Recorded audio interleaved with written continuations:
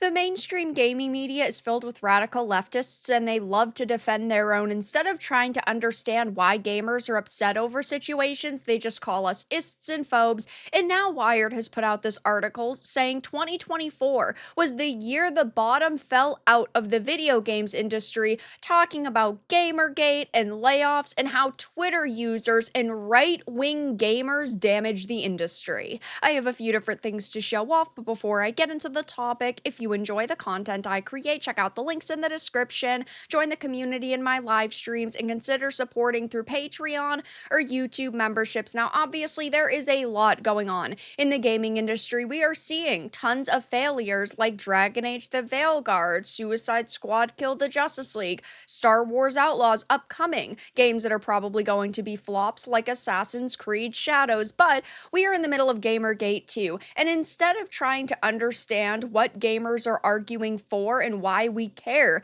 about the video game industry, these fake gamers love to attack us and say that we are completely unfounded in our criticisms, and that's exactly what's happening. So it says, for people who make video games, 2024 was a year of holding on for dear life. At the annual Game Developer Conference in March, Survive Till 25 was this year incantation summoned to keep morale on pace. This is funny given we are still at an extremely high number for people in the video game industry. There's over 300,000 developers. It's not like we went from 300,000 to 30,000. That is not the case. And video game developers are important. Do not get me wrong. Without these people, we would not have this industry, and I love video games. But on the flip side, they completely miss the point of what gamers want time and time again. They could actually be making high quality products and still be making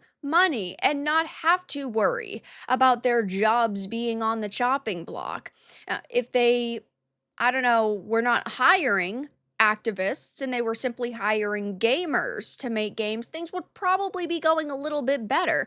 But they talk about as the industry faltered, games suffered. High profile releases like Kill the Justice League were commercial failures. While there were many reasons for this, online right-wing groups reduced it to a single mantra: get woke, go broke. By their logic, if a game does poorly and has even a whiff of diversity, be it regarding gender, sexuality, or race, that disappointing performance is the fault of DEI. Now, wokeness and DEI is not the only reason that games fail, and that's extremely important to point out.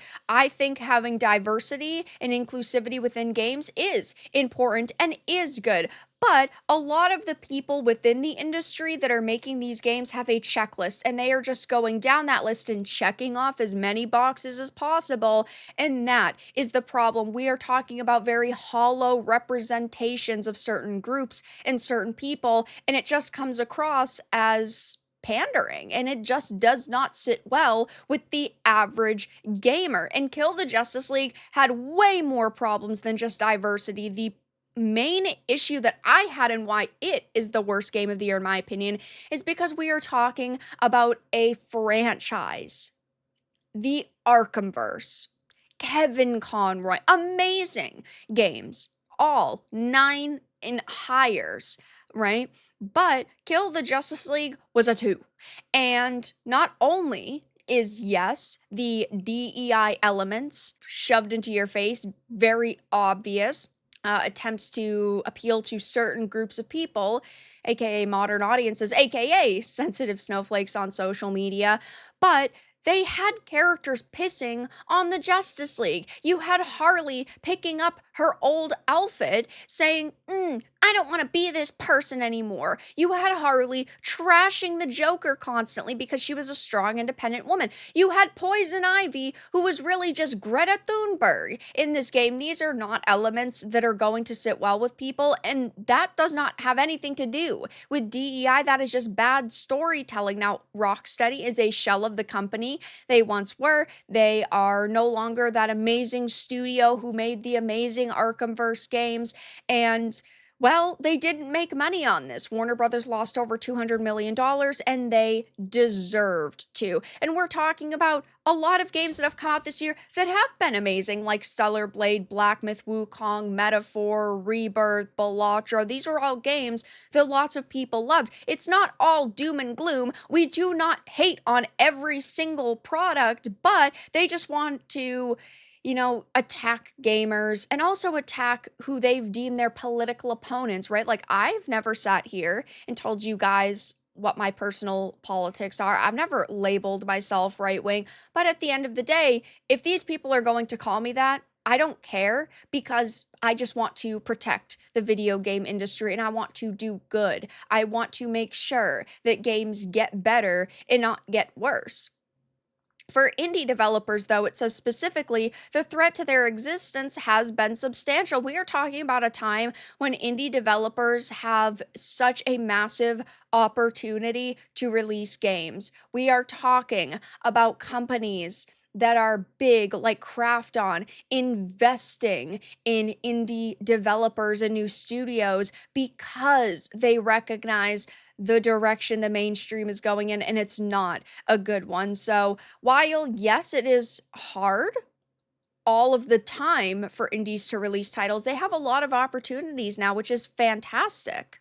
Now, of course, this would not be a gamer hit piece if they were not talking about Sweet Baby saying even not yet released titles faced bombardment. Compulsion Games South of Midnight about a young black woman in the Deep South drew ire from the anti-DEI crowds on platforms like X, where they've photoshopped the heroine's face to make her look less repulsive and put forth conspiracy theories about Sweet Baby's influence on games development. It is not a conspiracy theory. First of all, not all conspiracy theories are wrong, but what does Sweet Baby Inc. do then? If they don't do what they think they do, like Kotaku's and Alyssa Mercante's and Wired's tell us, what do? They are hired to consult. They are giving their feedback on a product that exists in a pre-alpha state. And ultimately, developers are going to take their suggestions and put them into the game. Why would you give a company, let's just say for argument's sake, $50,000 to do nothing? That is just never going to happen. You're hiring a company to give you feedback. You're going to take their feedback into consideration. And that means that Sweet Baby has influence on games. And Sweet Baby has worked with massive studios before. They've worked with Xbox Studios.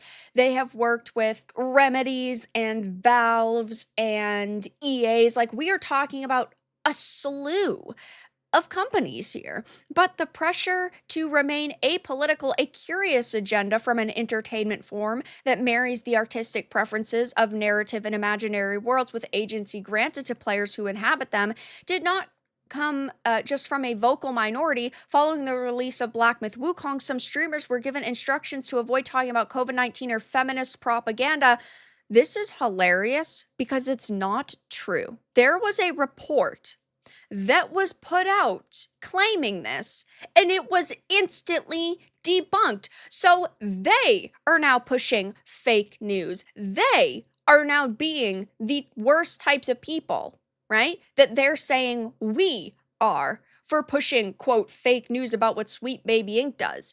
Our assumptions and the things that have been confirmed about what Sweet Baby Inc. do are significantly more realistic than, oh, you can't push feminist propaganda or talk about COVID-19 as a streamer. That was complete fucking bullshit. But they're pushing this because it supports this narrative that they want to push.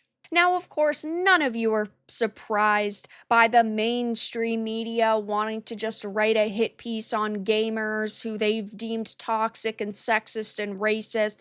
But at the end of the day, it is pathetic that they are putting out pieces like this. It's why I use archives, because I do not want to give these losers clicks. That's all that they care about, or all of these hate clicks. They need to make a few extra dollars around the holiday season, but that's not going to go well for them because gamers are always going to call them out on their bullshit time and time again. That's why I sit here and I put so many videos up on this channel. It's why I make so many posts over on X, in my Discord. It's why I live stream, because I love video games and I want them to do amazing. But that we cannot deal with these people anymore running rampant and going unchecked. It is important to call them out on their BS whenever we can. And that's why I recommend, sharing my video, sharing other creators' videos, sharing the archive link to this over on your own social media so your following and your friends can know about the situation. But of course, Wired did put up this hit piece, not a big shocker. And as 2025 is beginning and 2024 is coming to an end, I'm sure we're going to see a lot more pieces like this.